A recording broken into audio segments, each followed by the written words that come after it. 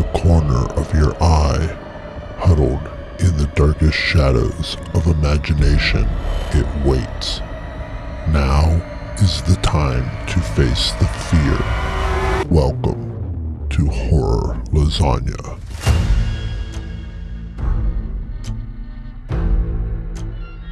Embrace the trepidation.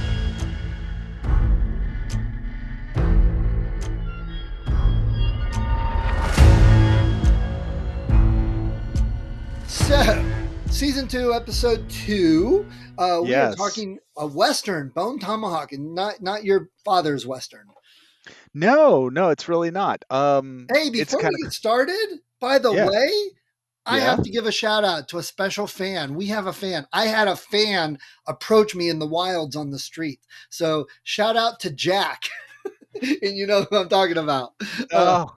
Ran into him after Dr. Strange comes up. Are you? And I'm like, yes, who are you? I didn't even recognize him. He didn't look as tall as he used to. Well, it's because you're growing, Steve. It must be. I hit my growth spurt when I hit puberty last week. Yeah. So, well, hey, Jack. Yeah, shout out to Jack for actually listening to us and then saying he enjoyed it. I mean, at least he's, a smart young man to lie to the old guys. So yeah, appreciate that. So anyway, back to the Bone Tomahawk, which is not your father's Western, at least not my father's Western. It's not, although as problematic as it turned out to be, it could be your father's Western. Oh, really? The movie is a collaboration between the US and the UK. It was done in 2016. And when I say collaboration, it was directed, acted, written, and shot in the United States, but all the financing came from Great Britain. Because Great Britain has personal experience with lots of great Westerns. Yeah, I'm not exactly sure why. That's a weird one. But we seem to get that a lot. Yeah.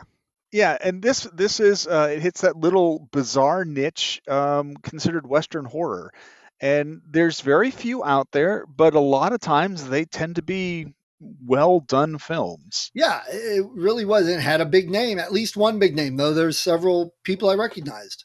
Oh, it had lots of big names. The box office on this was $382,579 on a $1.8 million budget. Oof. So this did not make a whole lot of money. No. And for those of you that like no-name Western, spaghetti Western, Sergio Leone and stuff, it is not that. I mean, it almost could be reskinned in different types of movies. It could be a sci-fi in an outer space easily, which I guess a lot of Westerns could, but Star Wars. Yeah, exactly. Firefly. Yeah. But there's not a lot of the Western tropes. It seemed very accurate in most spots, though. Yeah, there's a couple, and we'll get to it. But you're right. It's a Western like shoot. I'll think of it before the end of the show. But yeah. This premiered at Fantastic Fest on October 1st in 2015. The movie is very well put together, and it's reflected in the fact that it got 20 award nominations and it won 9 awards. That includes the Catalonian International Film Festival, Native American Film Festival of the Southeast, Geradme Film Festival, which we've talked about in the past, Fangora Chainsaw Awards. Now, that's interesting. So it won an award that's sponsored, hosted by Native Americans. Yeah. That's really cool because I did make a comment that I'm like, wow, it's a little tough because it's very not PC, but I bet it's extremely accurate to the time period. And that's where we get into the whole mess of everything. Oh, okay. The film received mostly positive reviews. Some people criticized it because it's a really long movie. It's about 2 hours and 15 minutes. Yeah. Or the pacing. They felt that it was a little slow, and yeah. If you thought Sam and Frodo walking to Mordor was a while, wait till you walk across the desert. Yeah. The bigger issue in this is the racism that's built into the plot. And it's not so much that it was that the guy who wrote it went out to intentionally to be racist, but his writing is kind of lazy, and it's lazy enough to promulgate racist tropes, right? Right. Um, however, this same kind of lazy writing based racism, it's a common issue, and it can be found in all kinds of horror films or expanded into, themes of cultures and stereotypes. It happens all the time. And the time period, though, what I got across from the acting, from the story, is they weren't trying to make a point of it. It was just that's how everybody was, how everybody thought, Western town type thing. Is it really, that's they weren't trying to be racist, which I don't even know if the term existed back then. It was just that's how they grew up. That's how they thought. That's how life was. And they probably didn't even question it. And that's what I got out of, what I was hearing. I actually watched like a 15-minute screed about how you should not watch this movie because it's so racist. Just to hear what the guy had to say. And he makes some decent points, and then he makes some that are just over the top. And as we get to him throughout the movie, as we're talking about it, I'll bring him up. Well, I'm definitely of the camp that we shouldn't rewrite what happened in the past, even if we're trying to change it now. That doesn't make sense to me, and I don't think it helps. Being able to see that type of thing with 100-year difference, almost people are more relaxed. They accept it more and they can see it better. If you did a modern movie set in New York with gangs and stuff, it probably wouldn't have the same impact, the racism, as this movie did. So my thought and opinion, not been psychologically studied or anything, but you should be psychologically studied. Thank you. Yeah, they had me tested. I'm not crazy. This movie was shot in Malibu in 21 days. Wow. Start to finish, when the camera started, it took them 21 days to shoot this. Whew. There's not a lot of special effects and stuff, so it wasn't like a lot of post-production. Right. Yeah. The culture clashes in this episode occur between humans and a race of humans called the troglodytes. But it's also you have this guy named Brooder, and he is this kind of worldly gentleman who has moved into the town, and the citizens of the town itself, because he considers himself above them all. And it comes up in several times. And Brooder is also, you have culture clashes between Brooder and anybody who is not like Caucasian. Yes. Every other race is inferior to him in his mind. So, yeah, and I'm glad you mentioned that, because I made note of that too. I'm like, wow, there's multiple culture clashes. And it's even a little bit, which we mentioned in one of the other movies, the townspeople versus the outlying people that live in farms and stuff. There's a little bit of that between Kurt Russell's character and the whatever his name was with the leg. I didn't write it down. Sorry. There's some of that in there too. Yeah. This was a passion project. Really? I wouldn't have guessed that. And it leaves it leaves you with this independent feel to the movie. Yes. Yeah. And it technically is an independent, because it wasn't distributed or funded by any major studios or distributors. It has actors that are A-list actors who are getting paid far less than they normally would because they liked the script. So it's important to note that it looks like a big budget film, and it really wasn't. Wow. Okay. It was written by a guy named S. Craig Zoller, and he wrote and directed this film. It was his first. He's a published author, so he was a writer before he was a director. He doesn't have a brother in Cleveland, does he? I have no idea where he's from. I mean, Zoller's not exactly a big, popular name, and there's an artist up in Cleveland that did my book covers named Zoller. Oh, so I'll have to find out. Kurt Russell had read one of his earlier books and loved it so much that he provided the cover quote for the book. Nice. And so when Zoller was doing this movie, he decided to reach out to Kurt Russell, who was interested in doing it. Zoller has written a total of 5 films and directed 3 of them. And this is the only title of his you're going to know of the movies that he directed. This movie represents his rough draft of the script. He Wow. never wrote anything else. I mean, he just sat down and wrote the whole thing out. And I think perhaps some of the controversy that surrounds this film might have been resolved if he'd gone back and taken a second read through. But Had somebody else look at it. Yeah, I can see yeah. that. But, if it's your passion project, you want what you want, Oh, sure. Yeah. It stars Kurt Russell. We're talking Wyatt Earp from Tombstone here. He plays Sheriff Hunt. He's been in 102 different films, starting with Dennis the Menace in 1962. Wow. He was in The Man from U.N.C.L.E., Gilligan's Island, The Virginian, Lost in Space, The Fugitive, Daniel Boone, Gunsmoke, Hawaii Five-0. Hit his stride in movies with Escape from New York. The Thing, he was in that. Yeah. Great horror pedigree there. Silkwood, Big Trouble in Little China, Tango and Cash, Backdraft, Captain Ron, Tombstone we've mentioned. He was in the original Stargate. Yes.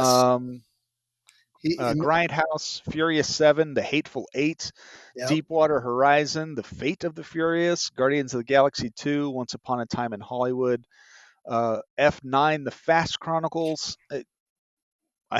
Recently, he was Santa Claus too on the Christmas Chronicles on Netflix. Good shows. Okay. He was also had a little blip in What If, playing Ega again. Oh yeah, yeah. So he plays Sheriff Hunt. The other I don't want to say major star, but like a big role in this movie is a guy named Arthur, who is played by Patrick Wilson. Yes. He's been in 57 films, lots of them. The Phantom of the Opera, Hard Candy, which is on the short list for another season here.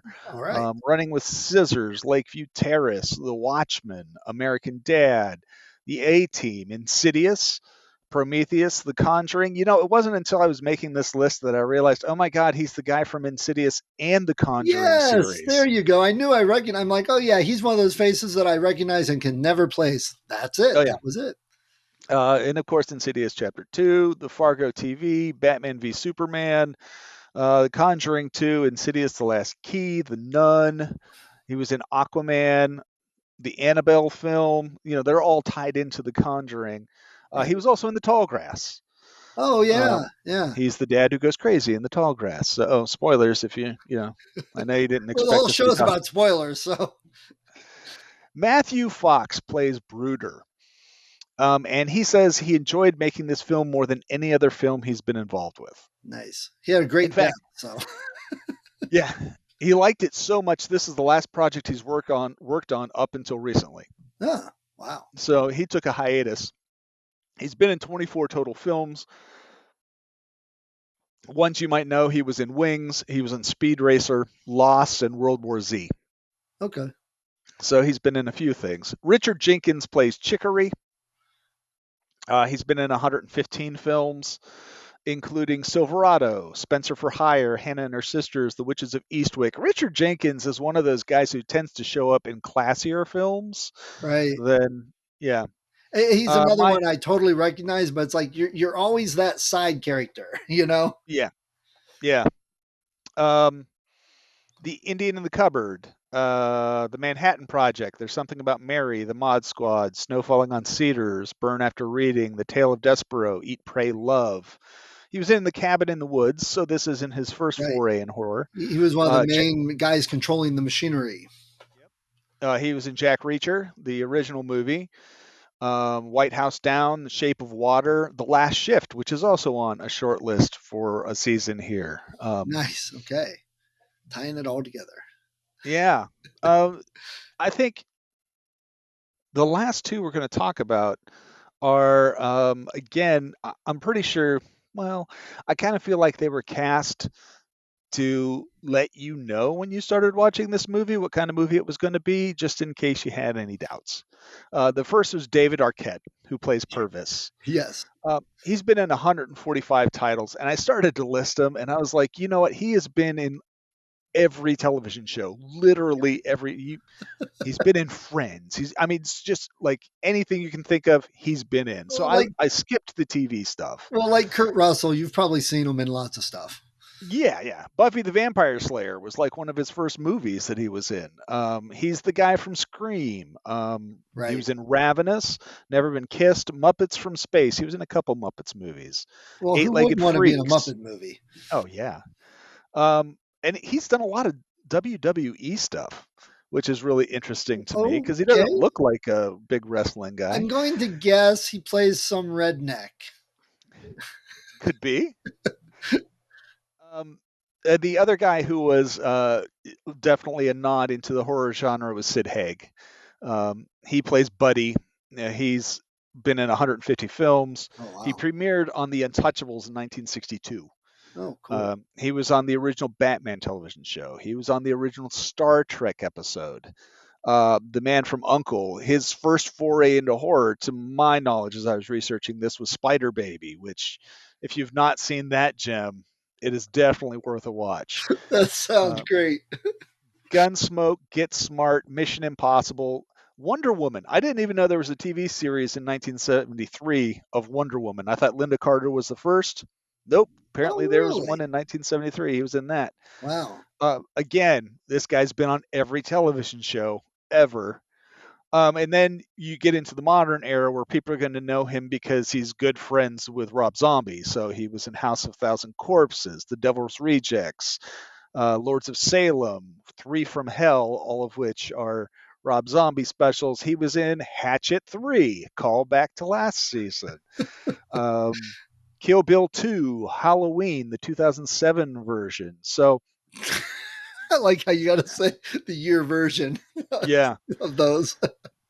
So yeah, he's been in so many things, and like as soon as you see him, at least nowadays, you're like, oh, that's the guy from all the horror movies. Yeah. The cave system that was in this film at the end, towards the end of the film, is the same set that they used in Iron Man. That's where Tony Stark was building the original Iron Man suit. It's the same cave system. So do you have the troglodytes posing? Look, Tony Stark was here, Iron Man. There's lots of other actors and actresses. This is something else I found really interesting, who were cast as they started to get into production. It just clashed with their schedules, so they had to opt out. It includes Jim Broadbent, Peter Skarsgård, Jennifer Carpenter, Timothy Olyphant. He'd have been great in this. Yeah. Michael Wincott. A lot of big names who signed on. They wanted to be part of this film, but just because of scheduling, couldn't make it happen. And I love hearing these actors, Kurt Russell being one of them, that I want to do this. It's not the money. It's not the fame and glory. It's not going to be a big blockbuster. That kind of tells me a lot about their integrity and quality. You don't, and it's the same list of people that you don't hear on TMZ all the time. So figure that out. Right. There are two really striking notes for me that are kind of background notes that run throughout this whole film. The first is the very sparse use of music. Of course, I put that down right there. There is virtually no music throughout this whole song. There is a drum beat when the title card comes up. As they start to leave the town, there's kind of a forlorn little musical thing. Yeah, like three measures or something. And then when you get to the end, there is a song written specifically for the movie. It's called Four Doomed Men Ride Out, that they performed during the final credits. There is a frontier town, a community of settlers and rogues and honest folk. Little did they know of the ancient race that dwelled beyond their borders. Four doomed men ride out. That's the first line of this kind of really doesn't rhyme kind of song. That sounds very Tolkien-ish, though. It sounds like something the elves would sing. Yeah. So yeah, you have this very limited use of music throughout this, which isn't necessarily indicative of a Western, but the next part is... Well, can I interrupt? Yeah. Do you think leaving the music out helped or made the movie a little less than it could have been? So there are certain films that immerse you in what's going on to the point that you don't even notice that the music's not playing.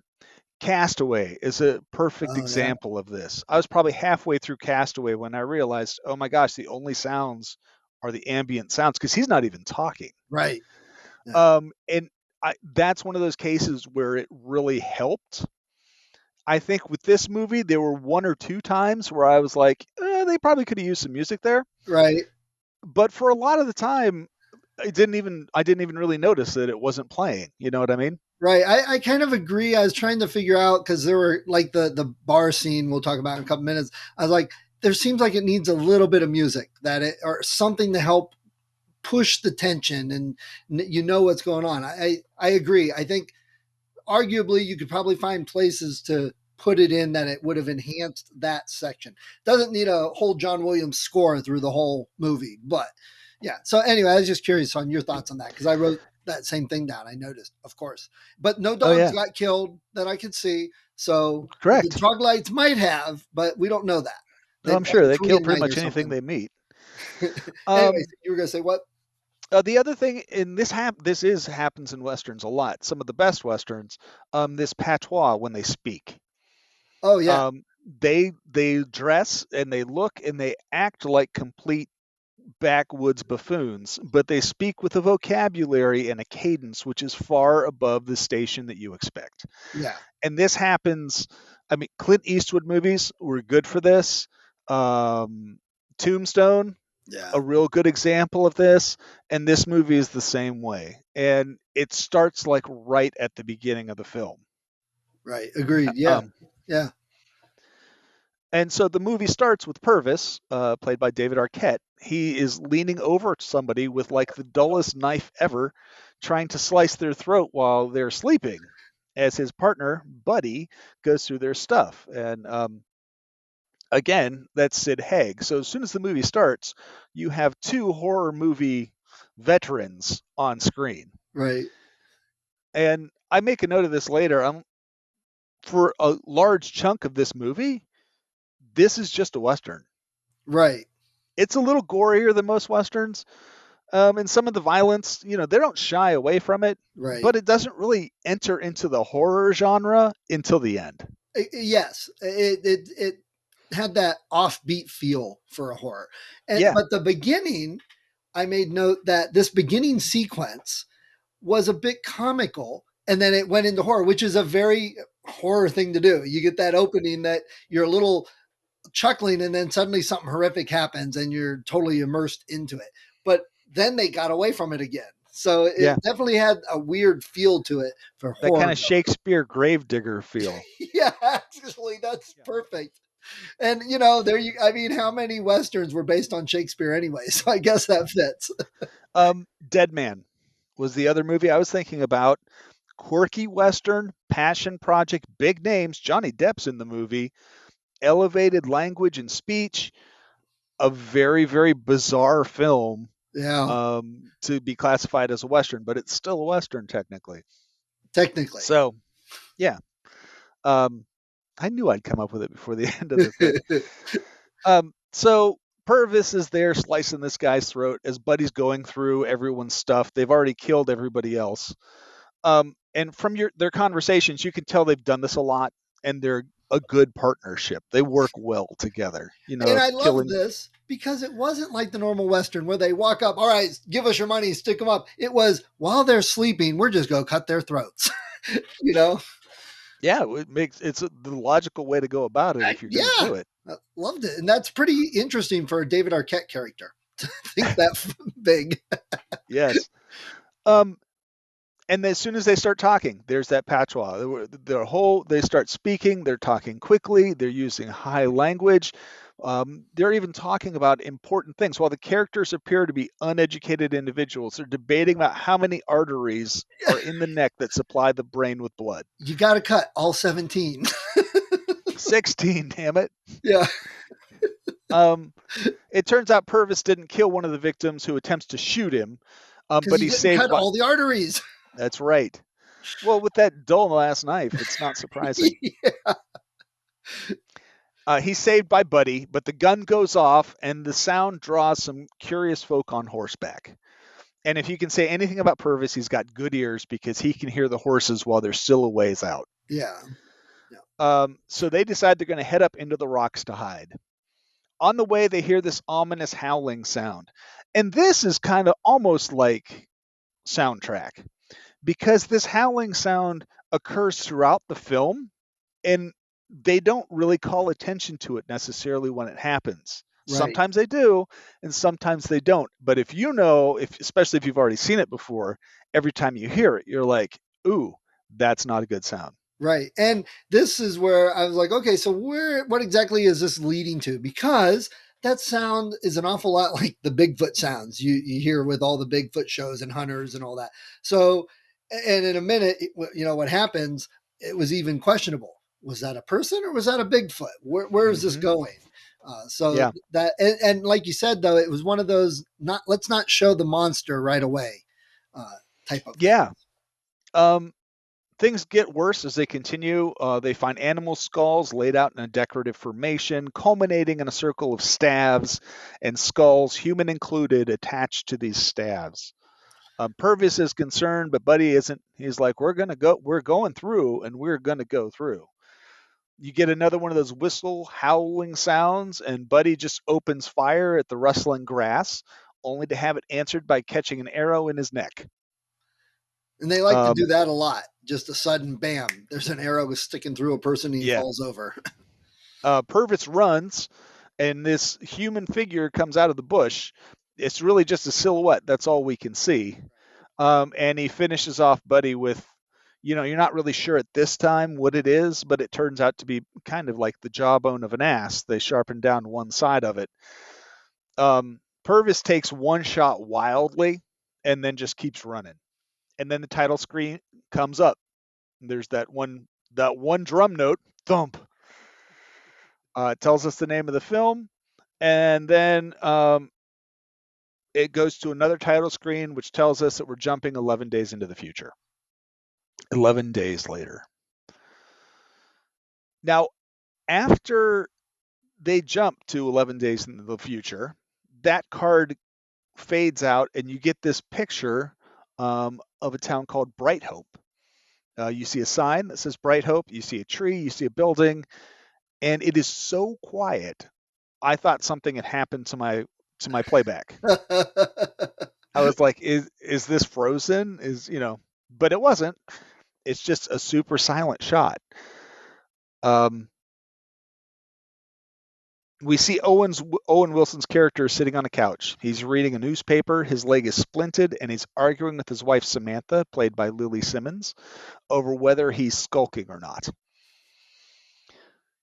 It turns out he's hurt himself falling off a roof, and he's lamenting that he's missing opportunities. And his wife's lamenting that he's not happier to be stuck at home with her.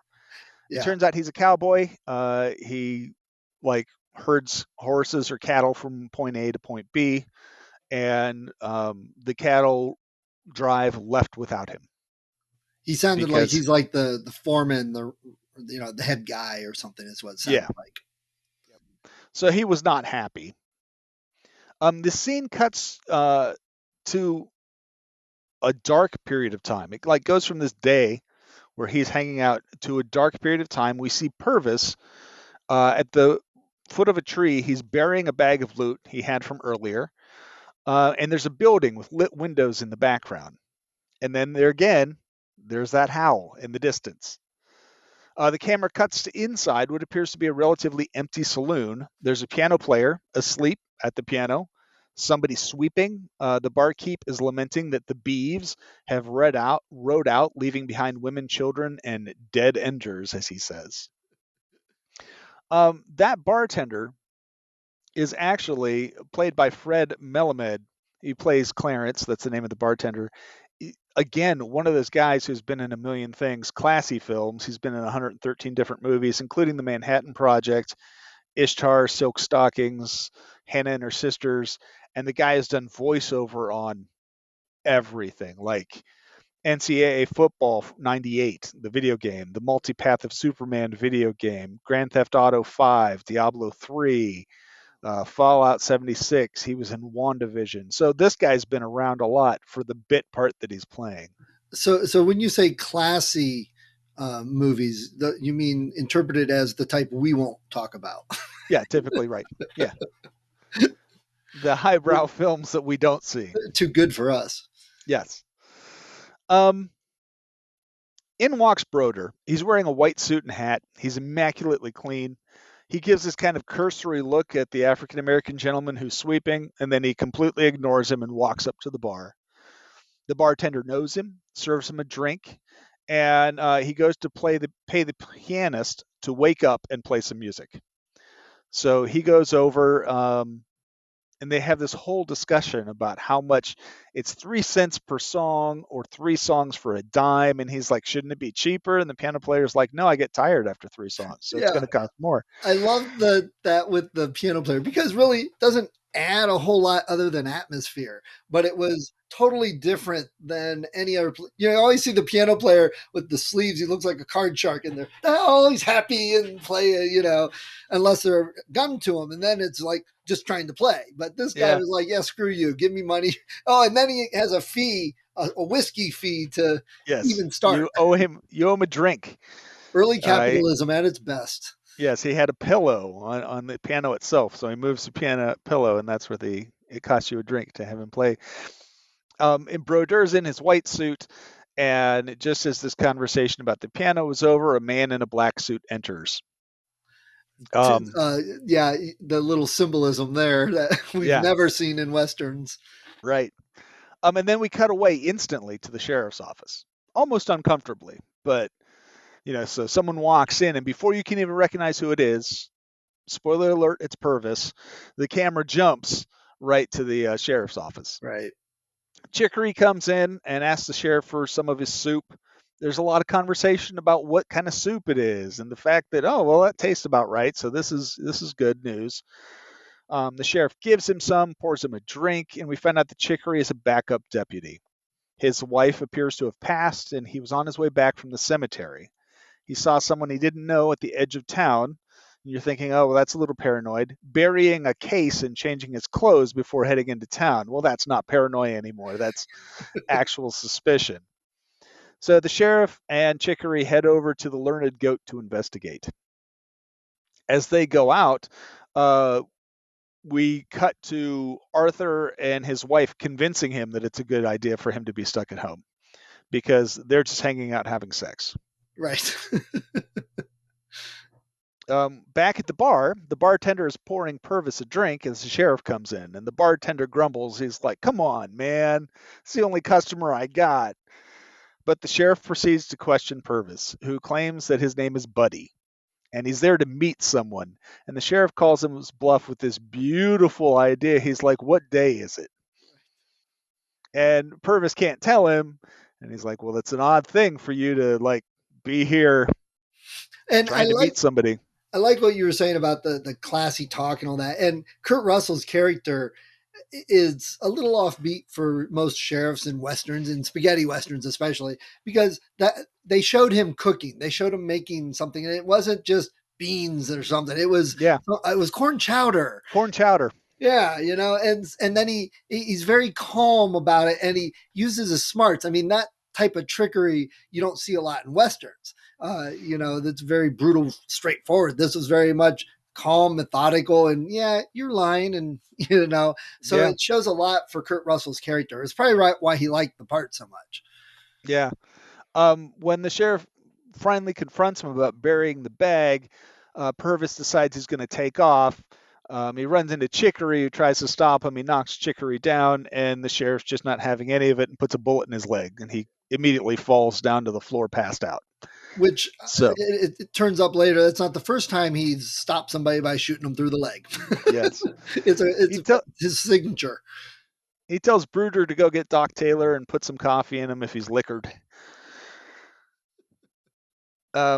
We're back to Arthur and his wife post-coitus as she mother hens him. She's cleaning his wound, and when you look at it, you can see it wasn't just a break. This was a compound fracture because there's a break in the skin. he playfully says she's taking good care of him, and he asks if there's anything he can do for her. And she brings back this poem that he wrote while he was on the trail, and she wants him to read it to her. And he's actually too shy to do it. He's about to try, and there's a knock at the door. And it's Bruder there to get Samantha because the doctor is passed out drunk, and Samantha is like the town's backup doctor. So she grabs her bag, and he escorts her back. We get to the jail and we meet young Nick, who is beating Chicory at a game of checkers. He's one of 4 brothers. Samantha's not happy to be there because the sheriff has a habit of shooting people in the leg. That's just what he does. The sheriff summarily just dismisses Bruder. Nick, it turns out, is a full-on deputy, not a backup like Chicory. And he's supposed to help Samantha with pulling the bullet out from Purvis's leg and then escort her home when she's done. And then the sheriff and Chicory head out. Before he goes home, the sheriff stops by to tell Arthur what his wife's up to. And in their conversation, we discover that the sheriff has a wife who is ill. They were afraid it was pneumonia, but it was just a bad cold. After the sheriff leaves, Arthur tries reading his poetry out loud. He's like practicing maybe for when Samantha comes home. And he insists it ain't poetry. It's just his thoughts he was writing down while he was on the trail. Back at the jail, Purvis wakes up as Samantha's removing the bullet. She needs to finish up, and as she says that, we hear that howling sound again. Yes. Now we cut to one of the guys who works at the bar. His name was Buford. He's got a lantern. He's headed out to take care of the horses for the night, and their odd horn, this odd howling sound is going on. He opens the barn door and is talking to the horses, and he is killed by that bone tomahawk that we mentioned earlier. And again, we don't really see this person or creature, whoever. Nope. Just see that he gets struck down. Yeah. We cut to Arthur. He wakes up in bed. It's dark. He's alone. So Samantha's late coming back. Cut to the next morning. The sheriff's with his wife, who's cutting up vegetables, and they're with a big ass knife. I mean, that knife was huge. Well, you get one big knife, it does everything, rather than trying to pay and import and buy all these little knives. Yeah. They're arguing over her doing work because she's been ill, and he thinks she should be taking it easy. But Clarence, the bartender, shows up at the house, and he went to take care of the horses in the morning and found Buford's body. And the horses are gone. When he went to the police station, it was empty, including the jail cell. So the sheriff grabs Chicory, and they head over to the barn to investigate. Nobody's there. None of the horses there. Just the remains of poor Buford. Which is very gruesome to look at. Because, I mean, his insides are literally sitting next to him, and they show that. So it is pretty gruesome. If you are into horror movies, it's not beyond the pale of what you've seen. Yes. If you are coming here after watching, say, The Good, the Bad, and the Ugly, this is very graphic. Yes. They head to the jail, only to find out no one's there. There's an arrow in the wall, but it's not any arrow style that the sheriff recognizes. And it was weird looking. Yeah. Yeah, kind of like a little curly thing. Yeah, it was interesting. So I'm going to jump a little bit here, and this is thinking after the movie. So we can associate the howling with what happened. I mean, that's obviously what they want. But looking at this later, what is the real reason for these people, creatures, to come into this town other than revenge because Purvis got away? They seem to have avoided groups of people. They get them out. So for them to follow Purvis and get him and all these surrounding people in this town of people, I don't know. It just seemed like it would be odd for them even later. But I guess the revenge aspect is what it was about, is the only thing I could see. Well, I came across an interview with, what's his name, Zoller? Yeah. The writer. Yeah, Zoller. I came across an interview with him, and again, like the guy who did Hold the Dark, it really seemed pretty Hollywood. You know what I mean? The way he was talking and his mannerisms. I'm just, not a big fan of that. But the way he introduced the film is you have these two guys who disrupt a sacred burial mound Yes.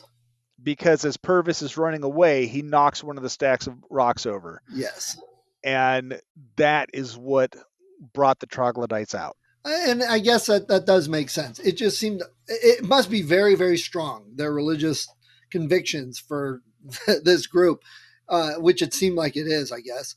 To go, that'd be kind of like us following Aquaman down to Atlantis to exact revenge. It's totally out of our element and totally a place where we have no advantage or anything, So it was just interesting. I get what you're saying, and at first I thought, but the horses, why did they kill Buford? And then I thought, well, if you're going to make the trip anyways, Yeah, horses are worthwhile. You right, might as well take the horses. right. And jumping ahead a little bit, spoilers. They probably ate the horses, and that's a lot of meat. So it is a lot of meat, for sure. The sheriff also finds Samantha's bag, so he sends Chicory to get someone called the Professor and to bring him to the bar. So the sheriff heads over to see Arthur, and he tells him that Samantha's been taken, and Arthur heads to the bar. The sheriff closes up his house for him and grabs his boots. And that's one of the things I love about this character is the sheriff knows better than to argue with him. To say, hey, you're on crutches, your leg's badly broken, we got this. He's like, doesn't even try to argue with him. right. So, the professor shows up. He's played by Zane McClarnon.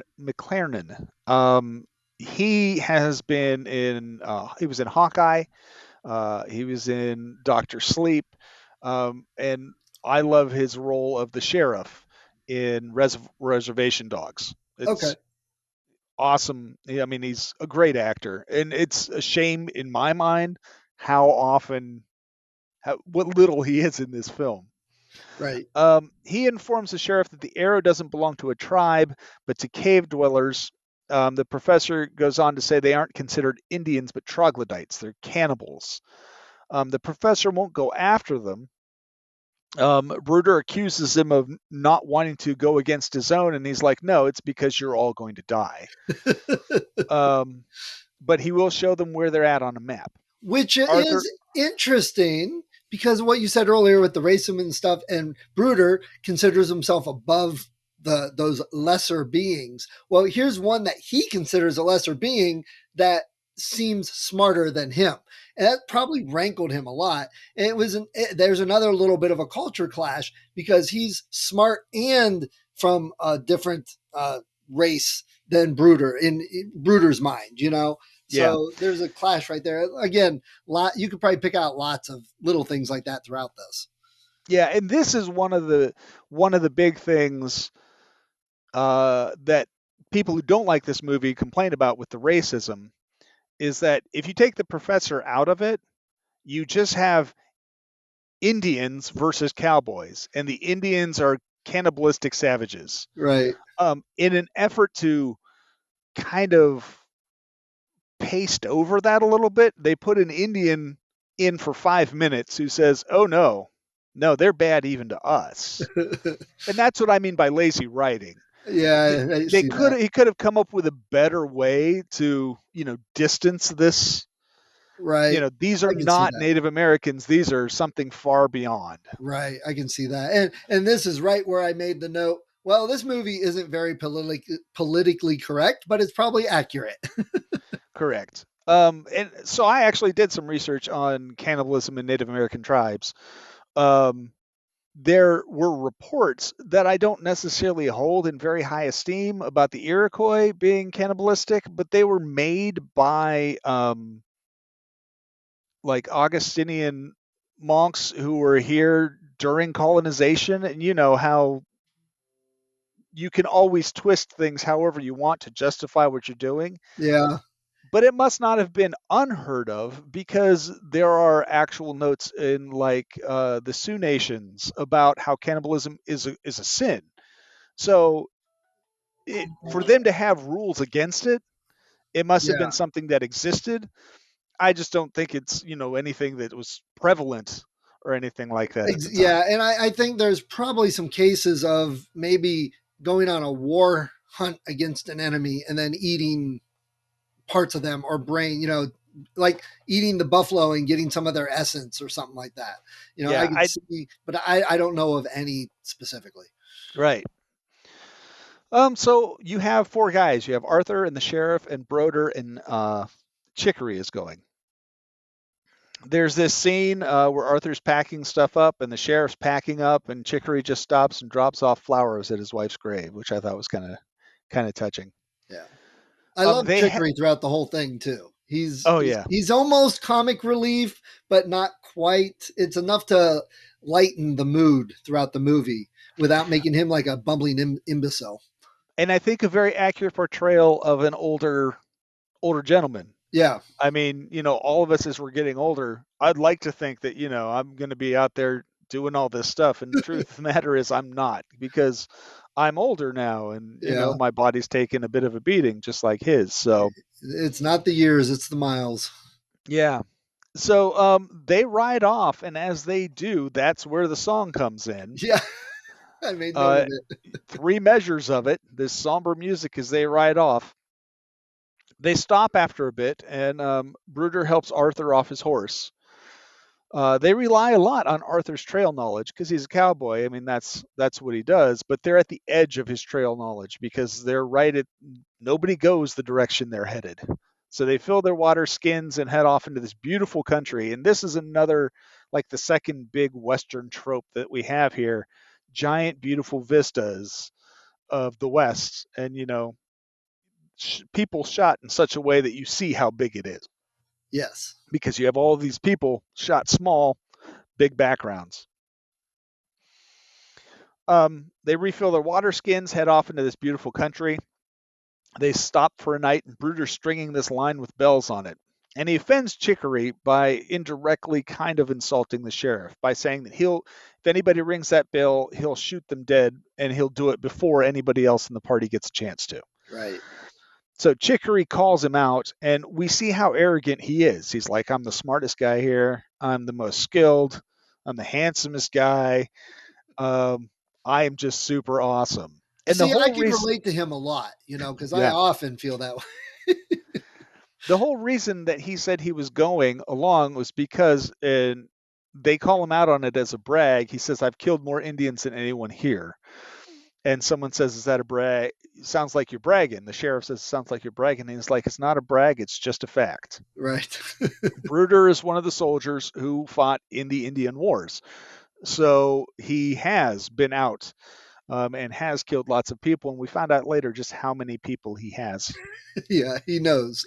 Yeah, he's kept track. So he strings up this line with bells on it, and anything that rings those bells, because he asks if anybody sleepwalks, if anything rings those bells, he's just going to shoot. Shoot first, ask questions later.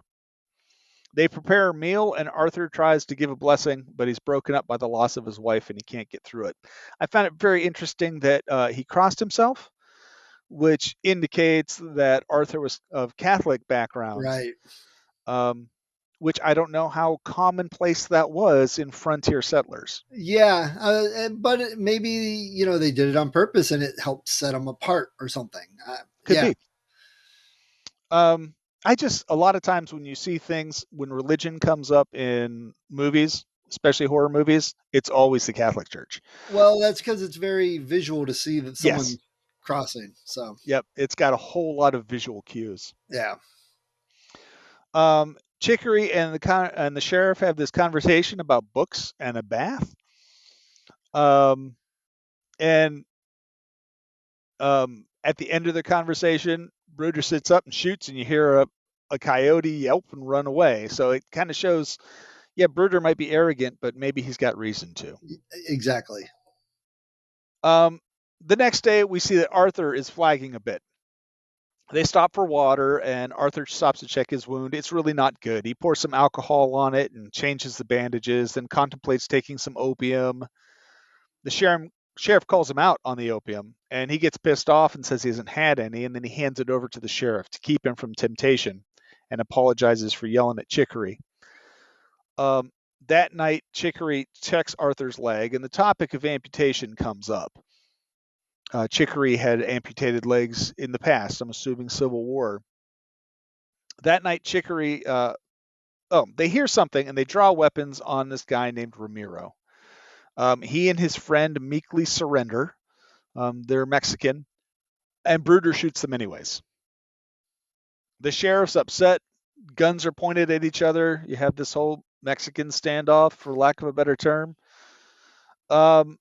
Bruder's logic kind of seems sound, that these are like people who are out looking for people to rip off. There's a couple culture clashes right there. They were Mexican against a bunch of white guys. That could be it right there. They were at this point possibly thieves. So it's that if you stop it, I could see a college class discussing the ethics. Should he have shot them or not? If he brings them in and then they shoot their guys, well, then should he have shot them earlier, or was he right in waiting till, well, they killed us, so now we're good to do it? There's a lot of ethics in that, and Westerns did that a lot. So that fit very well. It crossed my mind more than once when I was watching Hold the Dark. When the sheriff goes up to talk to Chiuk at the door, yeah, how many lives would have been saved if he had just shot him right there? Right, and that's granted, it's against the law, right? But the superheroes, you get that same argument. If they capture this big supervillain and put them in prison, well, if they're going to escape again and kill 1,000 people again, is it really making you that bad of a person to kill them? Because my moral ethics don't allow me to kill a person, so I'll let them live so they can kill 1,000 people. Ethically, which is better? Yeah, but then you go all the way back to season 1, episode 1 with Martyrs, and what happened to Lucy? Was that acceptable? Exactly. It's the same argument. It's a good discussion brought out through movies. Yeah. Chicory goes to inspect the bodies, and he finds that one of them has a cross on him. So Arthur asks if they were armed, and Chicory replies, sort of. They move camp to somewhere else that's easier to defend, and we wake up to find somebody is stabbing Bruder. Arthur shoots the guy. The horses are gone, with the exception of Bruder's, who he says would never let a greaser ride him because he's so charming. The horse is wounded, so he gets up to kill it and put it out of its misery, and they are now horseless. Right. So he was proven right, and even with all his prep, he was, had to kill his own horse. That could be a good discussion there too. But there's the argument, was he right, or was this like companions of those Mexicans who came across their murdered friends? That's true. And were just out for vengeance? Because if you were just going to steal the horses, just take the horses. Yeah. Yeah, that's true. But they were doing the same thing that Purvis and Buddy were doing at the beginning of the show, and as far as we know, they had no impetus to do it other than stealing money. That's true, but Purvis and Buddy, when they did it right. They slit people's throats while they slept. They didn't sit there and stab them. But this guy stabbed him in the arm, you know what I mean? Which doesn't necessarily lend itself to a killer disposition. Right, maybe they were just incompetent. Could be. Arthur's going to fall behind, no matter what. So he plans on making up ground while they sleep. They plan to compact their gear just down to the essentials, sleep during the day, and travel at night. Arthur just packs up and heads out right away to give himself a head start. Chicory still is hopeful, and Bruder remains all by himself. Right. He's lost his horse. So we cut to Arthur limping along by himself in the dark, then in the morning, then during the day, and during that stretch of the day, the rest of the party catches up to him. They travel along together, and Chicory wonders about his horse in the afterlife, and Bruder bitches about him, just rambling. Chicory asks if he'd rather listen to shuffling footsteps and men breathing. The party leaves Arthur behind, as they do, and Broder foreshadows his future by envying Chicory's dead horse. Yes. So again, a slight lighthearted moment, as they're walking out. Of course, I didn't quite understand what's the benefit of them getting ahead of Arthur, and then he catches up and gets less sleep when he actually needs more, and they move at the same pace. And I don't know. I just kind of felt like they should have just stayed with him, but that really didn't have much to do with the movie. I think it was kind he of the pushes sheriff. himself. Yeah, the sheriff's whole thing was, we need to get there as soon as we possibly can, and I'm not going to stop you from coming, but we're not going to slow down for you. Yeah. He is very consistent, and I guess it shows the times also. The party wakes him up at dusk, and Bruder says something about rescuing Arthur's wife. Some smart-ass comment, and Arthur punches him in the face, stepping on his broken leg, and he collapses as he does. Bruder admits to having had feelings for Samantha long ago, but she refused him, and he's past it. Chicory checks the wound, and they're like, we're going to have to take this off, and he refuses to have it done. So he makes Chicory set it. Chicory gets out this hammer. They give him some opium, and then set his leg, and he's out, and they leave him at dusk, just laying there passed out. Reese? They're traveling along, and they hear a howl as evening falls. Bruder recognizes it as the same howl from back at Bright Hope. He goes on to admit that during the Indian Wars, he killed women and children. And Chicory asks him why he hates them so much, and he says it's because they killed his mother and sisters. He says that he killed 116 total over the period of the Indian Wars. So where were we? Bruder recognizes the howl they hear that evening as the same that he heard back in the town of Bright Hope. He then goes on to admit that he killed women and children, and Chicory asks him why he hates them so much, and he says it's because they killed his mother and his sisters. Yeah. We cut to daylight. They're really close now. And the howl has been getting louder and really starting to sound scary and ominous, I must say. Yeah. Bruder, in a peace offering, lets Chicory use the German. That's his fancy telescope. Which I like how they refer to it. It's like the only thing Germans make is this telescope, so you can know exactly what we're talking about. I guess Glassware. It was before they were doing the BMWs. Yeah. They're looking out across this place to a rift that has several different valleys, and they're supposed to be finding, I can't remember what the name of the valley is they're looking for, but that's where the troglodytes live. So they decide to check the nearest valley and move from one to the other. But on their way down to the first valley, they find horse tracks, which leads them towards the correct one. As they move in, we see those same skull decorations along the trail walls that we saw back with Purvis and Buddy. Yep. Bruder leads this way into this narrow canyon-walled area. He's going to go in, and if they don't hear from him in 30 seconds, they're just supposed to go. But he throws this rock out, which lets them know that he's okay. So they head in, and they see an open cave up on a cliff face. They start to plan an assault, and while they do, they get hit with rocks. Lots of rocks, and which an arrow. Again is a Bigfoot trope. So you have the howls, and Bigfoot throwing rocks. So still at this point, I'm thinking, is it a Bigfoot movie? Is it monsters? Yeah. Or maybe these creatures were what we call Bigfoot now, that, whatever. So a rock catches Chicory in the head. And then one hits Broder's left arm and breaks it. Yeah. Nasty. The sheriff takes an arrow to the left arm, and the troglodytes rush them. Chicory manages to shoot one with his shotgun. The sheriff manages to shoot two, so that's 3 down. Every time they shoot one, they make this strange accordion-like sound when they die. Bruder takes the repeating rifle and the dynamite and tells the other 2 not to come back until he's used the dynamite. He says he's far too vain to live as a cripple. He wants a cigar, So Chicory helps him with a cigar, and he admits to having killed 116 Indians. And they leave him, and he says he'll kill as many as he can. He flips one over and sees what makes these odd sounds we've been hearing. They have a piece of bone that they've attached into their throat just below their larynx. Yeah. When they exhale, it gives this whistle sound. Just as Brooder makes this realization, another one shows up and throws a tomahawk at him. The camera cuts away and we hear a gunshot. Now, the guy who went on that whole long screed about why you shouldn't even watch this movie because it's so racist, one of his points was he didn't like the fact that Brooder, the racist bastard that he is, got a hero's death.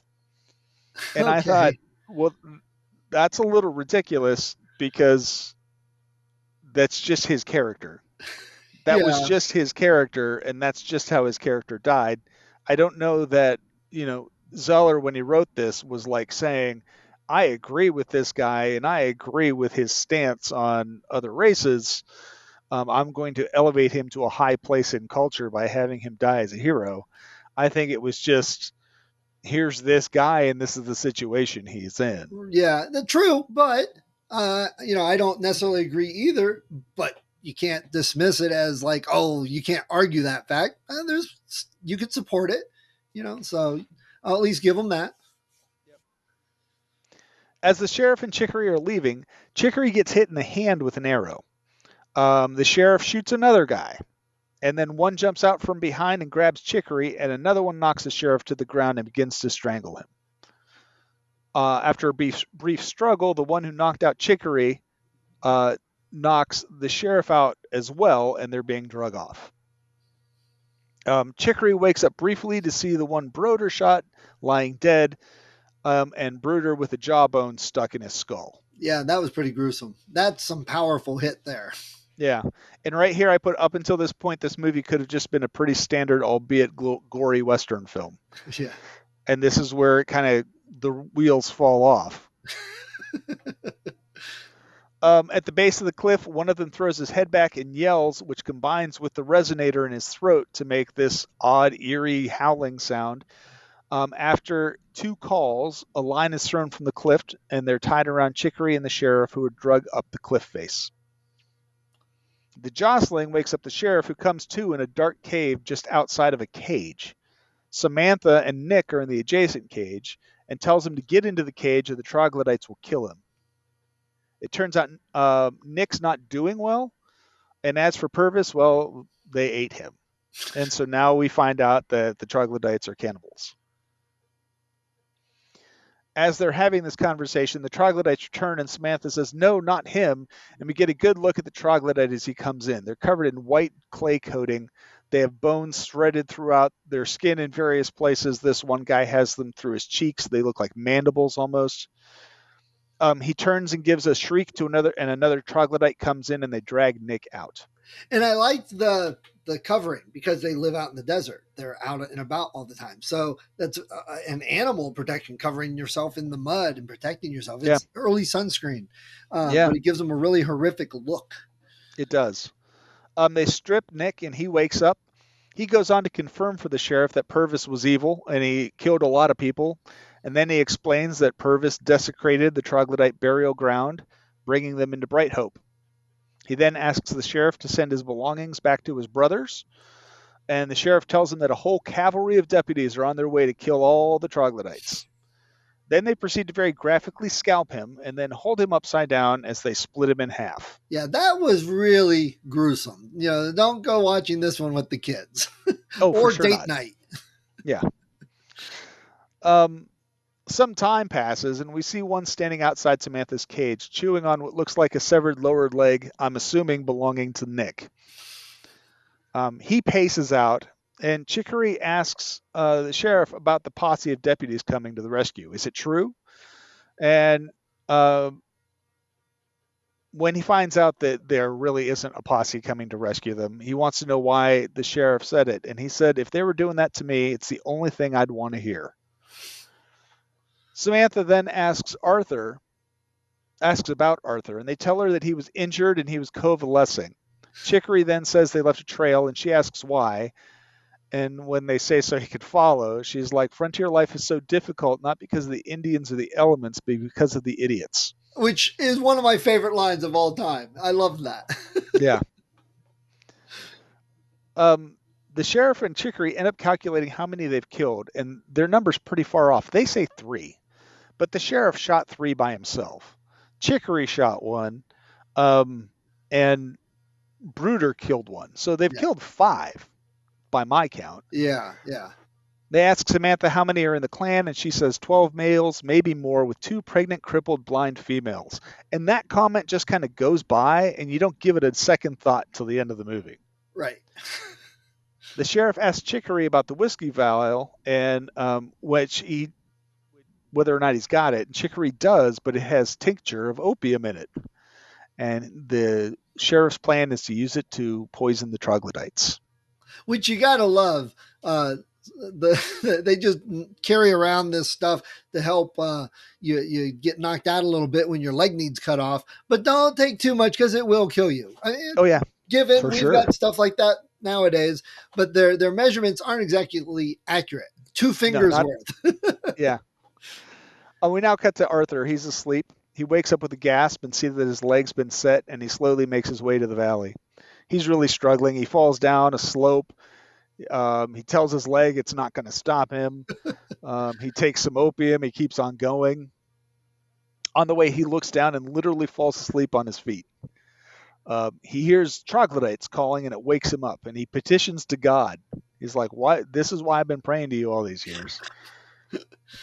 He's crawling across a dry creek bed covered in stones, and I kept thinking the 4 stone marker won't help you much down here because there's stones everywhere. Right, I was wondering about that, but whatever. He lays down to rest and proceeds to fall asleep with his hand on his gun. Back in the cave, the troglodytes, 3 of them, return to the cages, and the sheriff pretends to be drinking from this flask. Chicory begs him for a taste, and the troglodytes go for it. He hides it away, but they draw a knife, and he seemingly surrenders it. One drinks some and spits it out. Another drinks some. A third drinks some as well, throwing the empty flask on the fire. When they leave, Samantha proceeds to tell the sheriff, based on how much they drank, what will happen. 1 will fall asleep, 1 will die, and the third won't be affected at all. Back in that dry gulch, Arthur's asleep, and 2 troglodytes sneak up on him. They fire an arrow at him, which startles him awake. This whole scene stresses the importance of taking your time and aiming. Yes. The troglodyte doesn't really aim. He fires and misses. Arthur wakes up, and he shoots both of them, but he goes through 6 bullets doing it. And he kills one of them outright, shoots the other one and breaks his bow and wounds him. The other one looks for the tomahawk his friend dropped, picks it up, and walks over. And as he's doing it, Arthur's rapidly trying to reload, and then Arthur shoots him. So he fired 7 bullets to kill 2 people. Right. Then Arthur notes the whistle and cuts it out. Yeah, that was pretty gruesome too. I mean, yes, the stringers and stuff. Yeah. After he pockets it, he wipes his hands and continues on his way. He makes it to that cut where the sheriff and Chicory were taken, sees their gear, and realizes he needs to proceed with caution. Looking around, he notes he thinks there's a back way. Smart guy. Instead of taking the main path in, find a way around. So he begins to make his way around the back way, lays down and pulls out that bone whistle, and gagging while he does it, manages to blow through it, replicating the whistle sound. Which I was like, wow, that's a really smart thing to do. It does. It draws one of the troglodytes out, and he shoots it. It's still alive, but suffering, and he puts it out of its misery. Crawling a little further, he sees the burial ground, and he asks God, "Are you seeing this?" So apparently he really expects some divine intervention, which you could argue he gets. Yeah. Back in the cage room, the sheriff asks Samantha if she's eaten. And then Chicory has this whole thing where he talks about a flea circus. Yeah. And whether or not the fleas are actually alive and whether or not it's real. And Samantha is aware of the act, and she seems to confirm for him that, yes, the fleas were real. Just like she wants to make people feel better. That's just her person. This little discussion is interrupted by an angry wailing, and 2 troglodytes come in dragging the dead third. They open the cage with the 2 men in it, and the sheriff rushes them, but there's 2 of them, and they drop him pretty quickly. And Chicory, again, perfect example of the old man, tries to get out. They just kick him back in the cage. Then they tie the sheriff's feet together, open his shirt, cut him open on the left side, take the flask from the fire, and stuff it into the open wound in his belly. Yeah, that was horrible. Yes. Not quite as bad as poor Nick, but... Yes. That wakes him up because, when they tackled him, he kind of hit his head and he was a little dazed. They take the repeater and shoot him in the arm. And then they point the barrel at his testicles, but they don't know how to cock a gun. Yeah. So they pull the trigger and nothing happens. And this is another little culture thing because Hickory calls them dumb savages or something like that. They can't even figure out how to use a gun. Well, I think they did quite effective with arrows and skull bones, rocks. to kill people, and rocks. Yeah, so just because, and it seems like these dumb savages that can't figure out how to cock a gun got you in prison. Yeah. So, there's a little culture thing there. And in 5 minutes, they figure out how to cock a gun. Yeah, really quick. There's a howl from outside, which draws their attention, and one heads out of the cave to investigate. While he's away, the other accidentally figures out how to cock the rifle. Then there's another gunshot from outside the cave, and a screech, and that draws the guy's attention. The sheriff yells out to Arthur to tell him there's an armed troglodyte in there, and the troglodyte shoots the sheriff in the belly, opposite side of the flask. Yeah. Thinking the sheriff's handled, the boar-tusked troglodyte turns to investigate the commotion outside, but the sheriff's not handled. He grabs a tomahawk off the floor and brings it down, cutting the troglodyte's right foot in half. Now, that was not only a super sharp piece of bone, but super strength from a guy that's dying from a gunshot and a flask wound. Yeah. That was like, wow, that's impressive. The troglodyte screams in pain, and Arthur's in the doorway and shoots him. He's not quite dead yet, so the sheriff proceeds to take the tomahawk and behead him. Yeah. Again, super strength. Yes. Seeing Samantha, Arthur immediately goes over and kisses her. The sheriff tells him there's at least 3 more out there, and he's going to stay behind and kill the remaining ones. And Chicory should escort Arthur and his wife home. Arthur asks him if there's anything he can do for him, and he says, "Put the repeater in my hand." And as the O'Dwyers leave, Chicory sticks around just a little bit, and the sheriff tells him to tell Arthur what his wife has seen, and then he says, "Say goodbye to my wife. I'll say hello to yours." Yeah, well, that was a good line. That was pretty good. The survivors make their way out the door, where they see the 2 amputee women. When they mean amputee women, like their legs and arms have been cut off just below the torso, and stakes have been driven into their eyes. And the stakes are still there. Yes. That was really horrific. Yeah. And Arthur just passes them by. He'd had been doing them a kindness to actually shoot them both, in my opinion. Yeah.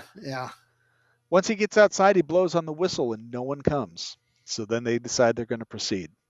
Chicory picks up a stone because he doesn't have any guns, and he's following behind.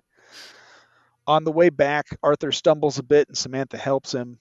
She says she'd love a kiss, but she's offended by all the crap that he's been putting in his mouth of late. Which wasn't great. They then hear 3 gunshots in the distance. Chicory smiles and throws away his rock. And then we roll credits and cue the trumpet music for Doomed Men Ride Out. Right. So that is Bone Tomahawk. There we go. So if you're looking for a typical Western, this isn't it. Definitely not. Typical horror, this really isn't it either. Even if you're looking for Western horror, you might not want to stop here. Yeah. Because this is a pretty grim film. It is. If you like a lot of the indie art films that we do, this is definitely one of them. It fits into that slot really well. It's got a few Western tropes, but it doesn't feel Western, like it's only a Western story almost, it was interesting. It was. And I'm sure this wasn't planned, But honestly, the kind of racist themes that are in it sit in an unsettled manner with me almost as much as some of the imagery that you see in the movie as it plays along. It's it's like a good pairing. You know what I mean? Right. It's not. Neither of these things are things that should be necessarily celebrated, but they work well together. Yeah. And, a lot of good films, that's, what they do. And we mentioned several right here. It opens up questions. If you were watching this in an ethics class, there's many spots to pause and discuss. Saying like you mentioned Martyrs, there's another one with ethic and moral type discussion that you could have very easily. Horror can bring that out. It's a very good one. well. Just like sci-fi can bring out your current culture and political things that you can't necessarily do in a modern drama. Sci-fi can do it. Horror can bring out some things like this, and it fits well. And again, for the time period, I would say this is probably closer to accurate how they thought and talked than most of the westerns we've seen movie. Yeah, if you were easily offended by this stuff, you definitely don't want to watch this film. It's right. gonna upset you. Yeah. But it goes back. I had this conversation with Brian this past weekend about the horror movie, why I like them so much, and I'm like, they can say a whole heck of a lot in the little bit that you're sitting there watching. They can bring up super big issues that you'll sit and think about for days on end, and you never know what's going to happen. Right. The person you think is the hero might die 20 minutes in, and you're just sitting there going, what in the world of, it's a complete mystery as you're going ahead. So yeah, and definitely the stuff you've picked out for us to review and talk about does not fit typical. It's not Insidious, it's not Jason, and stuff, so don't waste our time reviewing bad movies. Right, we watch elevated horror. Yes, we save the bad movies for when we're hanging out together. Yeah, for personal choices. Yeah. We don't make you guys sit through us talking about those. Right. So all right. So there we go. What's next? What's the third episode? We're going back to Ireland, and this one's called The Hallow. The Hallow. Nice. Can't wait. All right, another one I haven't seen. So that's what I'm aiming for. Good.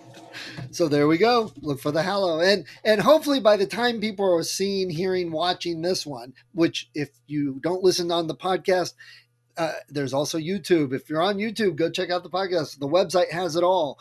So by the time that comes out, we're trying to get on a regular schedule. So they're coming out. How many there will be, when there'll be. It'll help our hectic lives, along with being more professional, which we've already ascertained. I'm very professional. Strive for professional. Yes, that's my goal. So, all right, man. Talk to you later. Take it easy, Steve. The creature slips from perception. Pay attention. It will rise again.